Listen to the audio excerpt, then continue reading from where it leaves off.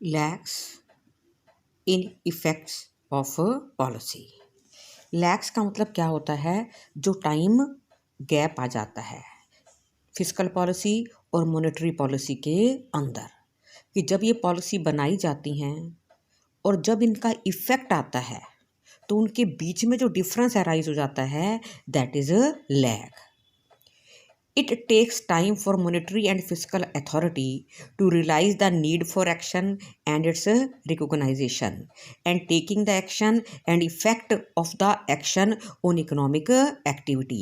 इनके बीच में कि किसी चीज़ को, किसी प्रॉब्लम को रिकॉग्नाइज किया, फिर उस पर डाटा इकट्ठा किया गया, फिर उस पर एक्शन लिया गया और फिर उसका रिजल्ट आया।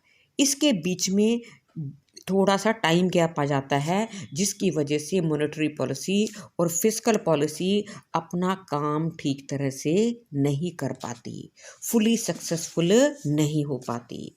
ये जो टाइम गैप है वो क्या शो करता है कि जो प्रॉब्लम थी वो कब अराइज हुई, और जब तक हम उसको स्टडी करके उसके इफ़ेक्ट को देखकर उसका सल्यूशन ढूंढेंगे तो प्रॉब्लम की सिचुएशन थोड़ी सी चेंज हो जाती है।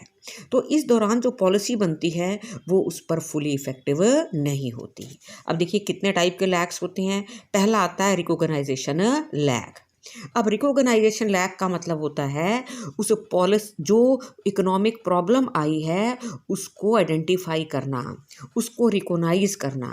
जैसे रिसेशन आया है तो रिसेशन कब आया है, वो कितने टाइम से चल रहा है सिचुएशन, उसमें कॉज क्या है, ठीक है, कौन कौन से सिम्टम उसके दिखाई दे रहे हैं, तो ये कौन सा रिकॉग्नाइजेशन लैग होता है। इन चीज़ों को स्टडी करने के लिए टाइम चाहिए होता है। आपको इनसे डाटा इकट्ठा करना होता है, फिर आप उस पर स्टडी करते हैं, फिर आपको ये पता लगता है कि कितना टाइम इस सिचुएशन को क्रिएट होने में लगा है, ठीक है।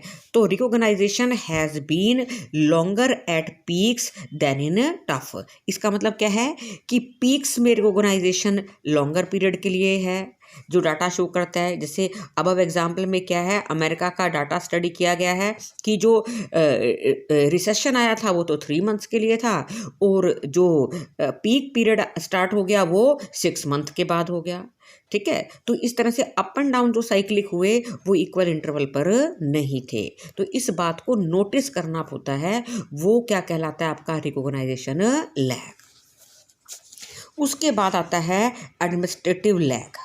अब रिकॉग्नाइज कर लिया, रिकॉग्नाइज करने के बाद जो मॉनेटरी और फिस्कल अथॉरिटीज़ होती हैं उस पर एक्शन लेने के लिए आती हैं। अब जब उस पर एक्शन लेती हैं तो उन्हें थोड़ा सा रिकॉर्ड मेंटेन करना पड़ता है, उसके लिए डाटा इकट्ठा करना पड़ता है जो वो फील्ड में जाकर कलेक्ट करती हैं। तो ये जो डाटा इकट्ठा करके सिचुएशन को जो है प्रिंटिंग फॉर्म में, उसको ये कह लीजिए रिटन फॉर्म में एक्सप्रेस किया जाता है, तो वो क्या है आपका एडमिनिस्ट्रेटिव लैग है। इस एडमिनिस्ट्रेटिव लैग और रिकॉग्नाइजेशन लैग को अगर कंबाइन कर दें तो वो आ जाता है इनसाइड लैग, ठीक है, क्योंकि ये दोनों सिचुएशन जो हैं वो मॉनेटरी अथॉरिटी के हाथ में होती हैं, ये बाहर से क्रिएटेड नहीं है। थर्ड में आ जाता है आपका ऑपरेशनल लैग। ऑपरेशन लैग कौन सा होता है? अब क्या हुआ जी, प्रॉब्लम को रिकॉग्नाइज कर लिया, उसके रिगार्डिंग डाटा इकट्ठा करके उसे वेरीफाई भी कर लिया, उसके लिए एक प्रोग्राम बनाना है, एक प्लान बनाना है, ठीक है, तो वो क्या है आपका ऑपरेशनल लैग।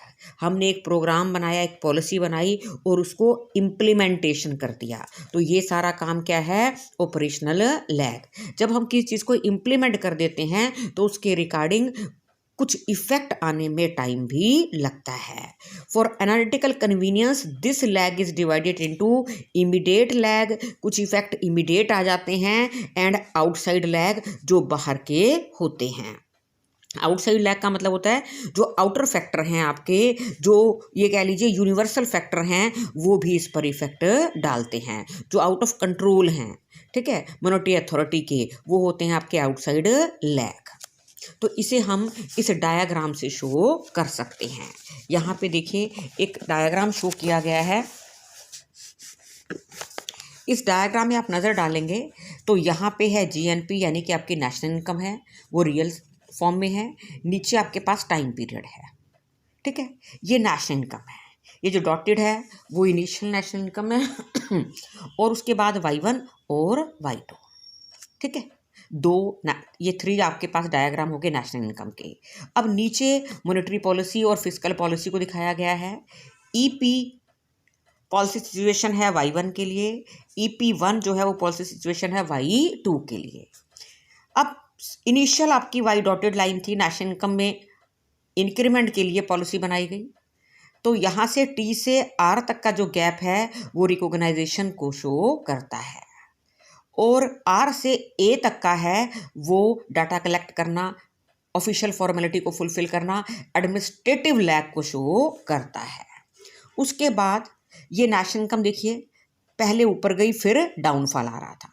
जब डाउनफॉल आ रहा था तो इसको कवर अप करने के लिए एक्सपेंशनरी पॉलिसी का यूज किया गया, ठीक है। तो ये शो कर रहा है आपका एक्सपेंशनरी पॉलिसी, ठीक है। ER आपकी एक्सपेंशनरी पॉलिसी है, ये है सिचुएशन Y2 के लिए, क्लियर। जो डाउनफॉल को शो कर रही थी उसको कंट्रोल करने के लिए एक्सपेंशनरी मॉनेटरी पॉलिसी और फिस्कल पॉलिसी के कोऑर्डिनेशन को यूज किया गया, तो इकोनॉमी जो थी वो क्या हुई, थोड़ी सी स्टेबल आ गई। अब अगर हम Y1 को देखें, ठीक है, ये जो Y1 की सिचुएशन थी ये ऊपर की तरफ जा रही है, ठीक है। ये शो करती है कि इकोनॉमी में जो है वो पीक पीरियड ज़्यादा है, इकोनॉमी अपवर्ड ज़्यादा हो रही है, इकोनॉमी में ये कह लीजिए जो प्रॉस्पेरिटी है वो अराइज हो रही है, तो उसको कंट्रोल करने के लिए कंट्रैक्शनरी पॉलिसी को यूज़ किया जाएगा।